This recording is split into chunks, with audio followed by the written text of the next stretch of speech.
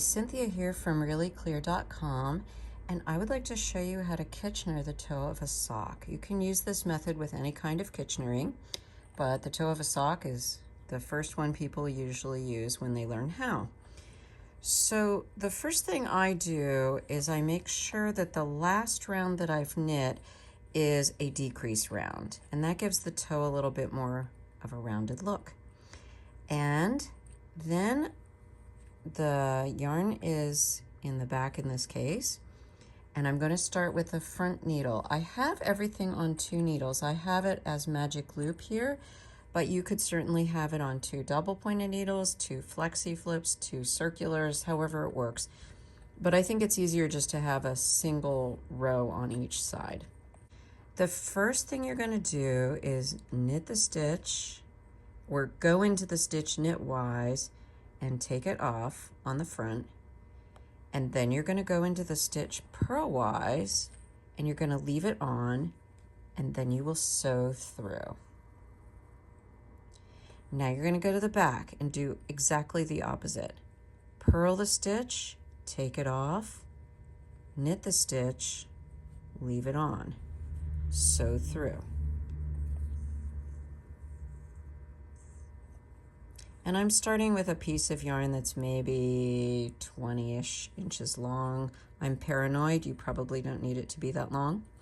When I'm done with each row, I tend to pull the needle out that I'm not going to be working with so that the stitches don't want to fall off. I'm a control freak. All right, now I'm going to push this one forward because I'm about to take this stitch off, so I want it to go off easily. So knit the stitch, take it off, purl, leave it on, and sew through. Then go to the back, purl off, knit on, sew through. Go to the front, knit off, purl on, sew through. Purl off, knit on, sew through. I read somewhere that the way you remember what you're doing first is, for the knit side, you're going to start with that first because you're looking at the knit fabric, and back here you're essentially looking at the purl fabric, so you take the purl stitch off first. I'm in the back now, so that means I'm going to go to the front, knit off, purl on, sew through. Purl off, knit on, sew through. And when I'm sewing, I'm pulling firmly because what I'm essentially doing is knitting another row.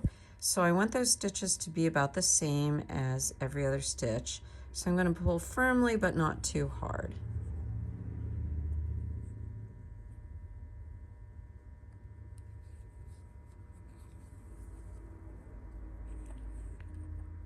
Okay, back, purl off, knit on, sew through.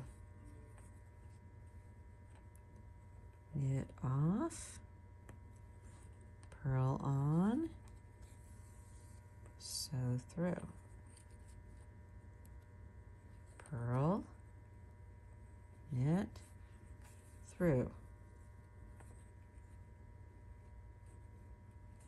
Knit, purl, through, purl, knit, through. I see some people taking the first stitch off and then sewing through, but that takes twice as long, so I wouldn't do it. Oops. And right now, my loop just went over top of the needle. It needs to go under. So you want to keep your working yarn under the needles at all times.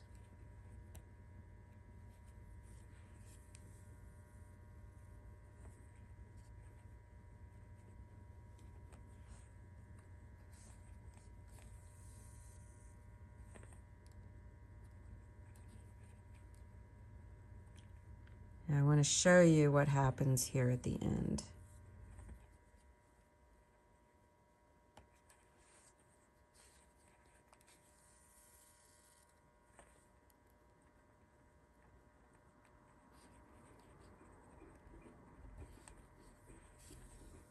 Okay, so we now have 2 stitches left on each needle. That's good, we have the same number. So you're going to knit off, purl on, oops, sew through just as always, and you're going to knit, purl off, knit on, sew through, and then you're going to do the very last part, knit off and purl off. That's the end of it. See, it was super easy to Kitchener. And that looks really nice. So that's how you do it. Don't worry about it. Just because it's called something doesn't mean it's hard. Now I'm going to weave in my ends, and I have a finished sock. That's pretty exciting.